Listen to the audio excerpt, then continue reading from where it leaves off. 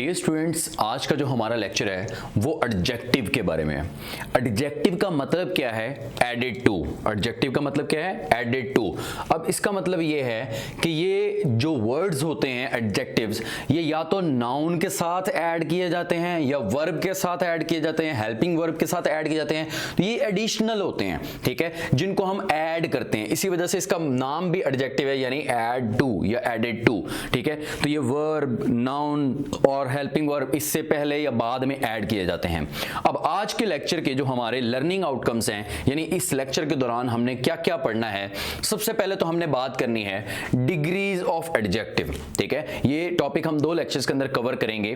पहले लेक्चर में हमने क्या बात करनी है, लर्निंग आउटकम्स क्या है हमारे, डिग्रीज ऑफ एडजेक्टिव्स, यानी एडजेक्टिव्स की कितनी डिग्रीज होती हैं, 3 डिग्रीज होती हैं, हम आगे पढ़ेंगे।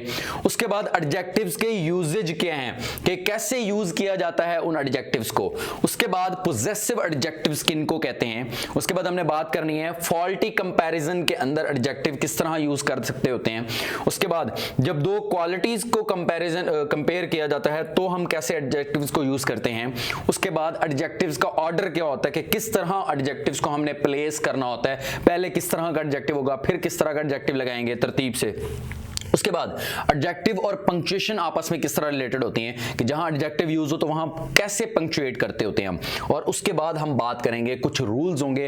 इन सारी चीजों के अलावा, इस सारे डाटा के अलावा हमारे पास कुछ और रूल्स भी होंगे जिससे हम अपने एमसीक्यूज को सॉल्व करेंगे और मिस्टेक्स को या एरर्स को स्पॉट करेंगे। अब सबसे पहली चीज हम करते हैं, सबसे पहली चीज है डिग्रीज ऑफ एडजेक्टिव। तो पहली चीज डिस्कस करते हैं degrees of adjective.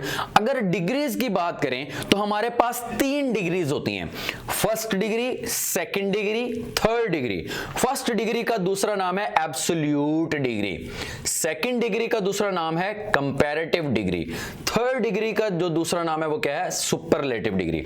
So absolute degree, comparative degree और सुपरलेटिव डिग्री।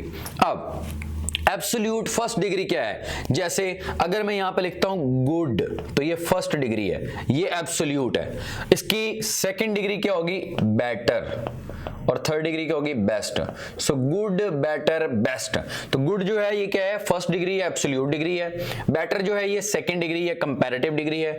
और थर्ड बेस्ट जो है वो थर्ड डिग्री है या फिर सुपरलेटिव डिग्री है। तो ये डिग्रीज की बात होगी। तो हमारे पास कितनी तरह की डिग्रीज होती हैं, 3 तरह की, फर्स्ट डिग्री, सेकंड डिग्री और थर्ड डिग्री। फर्स्ट डिग्री को क्या कहते हैं, एब्सोल्यूट डिग्री भी कहते हैं, सेकंड डिग्री को कंपैरेटिव डिग्री कहते हैं और थर्ड डिग्री को क्या कहते हैं, सुपरलेटिव डिग्री कहते हैं। अब इसके यूजेज की तरफ चलते हैं कि एडजेक्टिव्स कैसे यूज किए जाते हैं, बनाए कैसे जाते हैं, ठीक है। तो इसकी डिग्रीज कैसे बनाए जाते हैं उसकी अगर हम बात करें तो मुख्तलिफ तरह के एडजेक्टिव्स होते हैं। इसमें ना एक वर्ड यूज होता है सेलेबल। सेलेबल कहते हैं कि उस लफ्ज के कितने टुकड़े किए जा सकते हैं। जैसे फास्ट, फास्ट एक ही टुकड़ा है, इसको आगे आप नहीं तोड़ सकते। तो इसको कहते हैं मोनोसिलेबलिक, यानी इसके अंदर एक सिलेबल यूज हुआ है। कितना सिलेबल्स यूज हुए हैं, एक, ठीक है। और नीचे वाले की बात करते हैं, ये 1, ये 2 और ये 3, इसमें 3 सिलेबल्स यूज हुए हैं।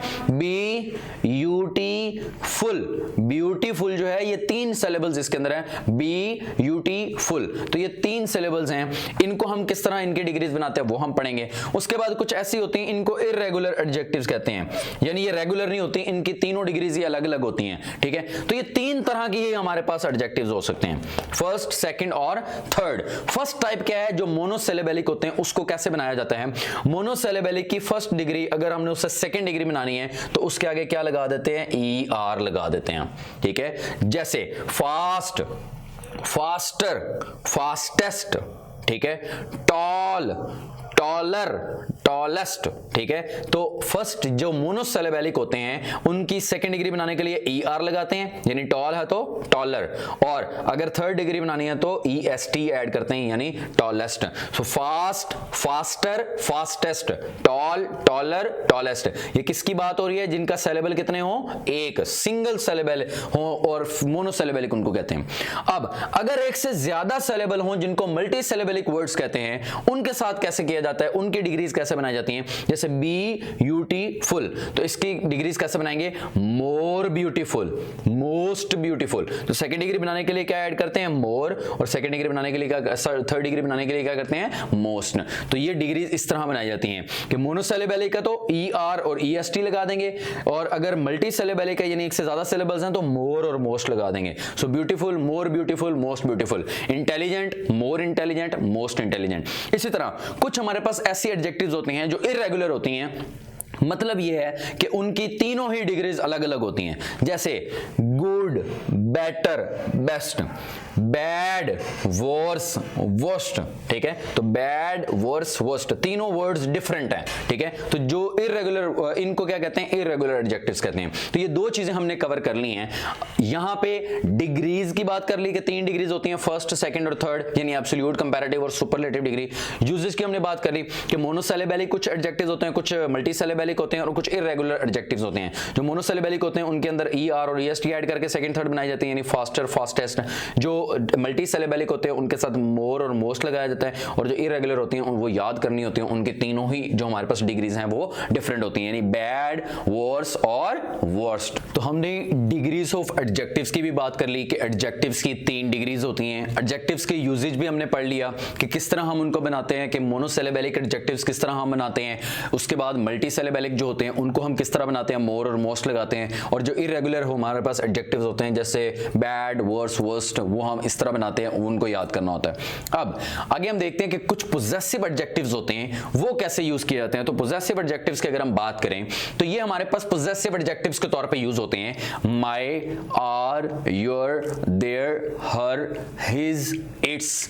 जब ये वर्ड्स है, वैसे तो ये प्रोनाउन है ना, हमने पढ़ा हुआ है कि ये हमारे पास फर्स्ट प्रोनाउन है, ये सेकंड है और ये थर्ड प्रोनाउंस हैं तो ये प्रोनाउंस, लेकिन ये एडजेक्टिव के तौर पे कब यूज होते हैं, जब इनके आगे जीरंड लगा हो। जीरंड क्या चीज होती है कि उसमें जब वर्ब के साथ हम ING लगा दें तो वो जीरंड बन जाता है। जैसे वॉक हमारे पास एक वर्ब है, वॉक चलना होता है ना, वॉक के साथ अगर ING लगा दें, वॉकिंग कर दें तो वो हमारे पास क्या होगी, जीरंड होगी। वॉकिंग कर देंगे तो वो क्या है हमारे पास, जीरंड। इसी तरह टॉक के साथ ING लगा दें तो टॉकिंग, रन के साथ ING लगा दें तो रनिंग। तो जब भी वर्ब के साथ ING लगा दिया जाए तो उसे जीरंड कहते हैं, और जब ये सारे वर्ड्स जीरंड के साथ अटैच हो तो ये सारे प्रोनाउंस एडजेक्टिव कहलाते हैं। जैसे एग्जांपल लेते हैं, he ignored my talking to girls, उसने मेरा लड़कियों से बात करना इग्नोर कर दिया।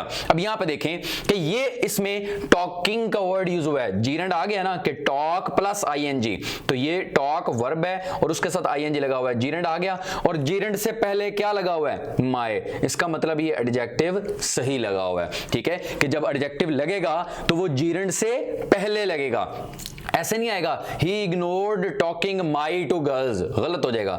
टॉकिंग से पहले माई ने आना है कि जीरंड से पहले ये वर्ड्स आएंगे तो ये एडजेक्टिव के तौर पे यूज होंगे। So he ignored my talking to girls, ये जीरंड है, वर्ब प्लस ING यानी टॉक प्लस ING, तो ये जीरंड है। जीरंड से पहले जो हमारे पास माई आया हुआ है ये एडजेक्टिव के तौर पे यूज हो रहा है, तो ये करेक्ट सेंटेंस है। उसके बाद अगले पॉइंट पे चलते हैं, फॉल्टी कंपैरिजन क्या है। जब भी हम कंपेयर करते हैं तो ये अक्सर मिस्टेक हो जाती है कि हम गलत लिख देते हैं। आपने ये याद रखना है, चीजों का चीजों के साथ कंपैरिजन किया जाता है।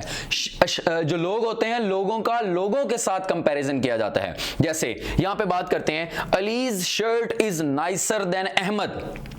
अब अली की शर्ट की बात हो रही है, कंपेयर किससे किया हुआ है जी, अहमद से। अहमद तो पर्सन है, तो क्या यह सही है कि एक थिंग जो है, एक चीज जो है उसको हमने पर्सन के साथ कंपेयर किया हुआ? क्या थिंग को पर्सन से कंपेयर कर सकते हैं? नहीं, थिंग्स को थिंग्स के साथ कंपेयर किया जाता है, पर्सन को पर्सन्स के साथ कंपेयर किया जाता है। तो यहां पे Ali's shirt is nicer than Ahmad's shirt आएगा, ठीक है, तो उसकी भी शर्ट की ही बात होगी, उसके लिए भी थिंग लगाना पड़ेगा, अदरवाइज पहले ये गलत लिखा हुआ था। तो पहले गलत लिखा हुआ था, अब इससे करेक्ट किया गया है कि थिंग का थिंग के साथ कंपेयर करेंगे, शर्ट का शर्ट के साथ कंपेयर कर रहे हैं।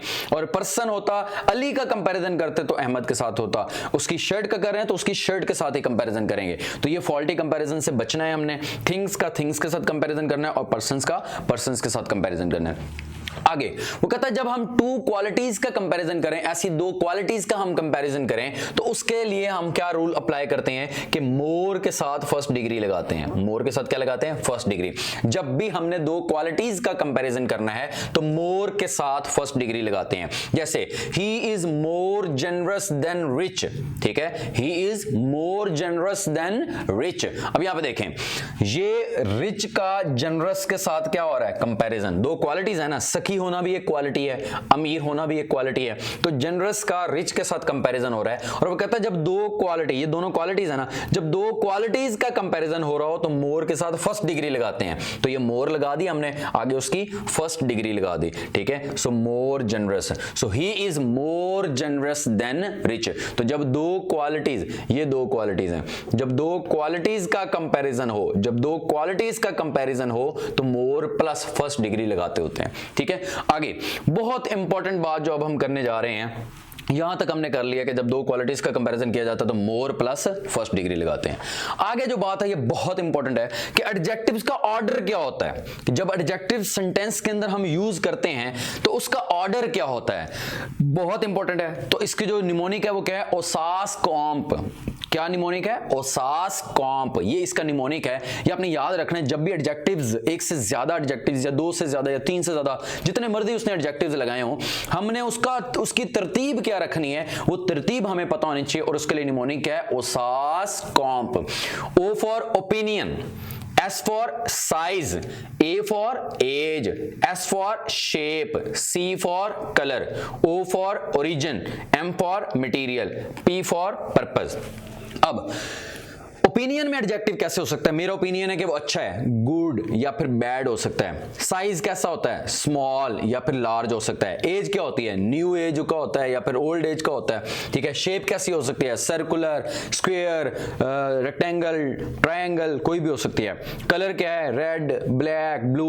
ओरिजिन क्या हो सकता है? वो पाकिस्तानी है, इंडियन है, ठीक है, फलस्तीनी है, या कोई भी है। मटेरियल क्या हो सकता है? कॉटन हो सकता है, वुडन हो सकता है, ठीक है। पर्पस क्या हो सकता है? राइटिंग हो सकता है। पर्पस कहते हैं काम को, मकसद को। राइटिंग, वॉकिंग, टॉकिंग, ये सारा कुछ हो सकता है। हमने किस तरतीब से उनको सेंटेंस में यूज करना है? सबसे पहले ओपिनियन को यूज करना है, फिर साइज की बात करेंगे, फिर एज की, फिर शेप की, फिर कलर की, फिर ओरिजिन की, फिर मटेरियल की, फिर पर्पस की।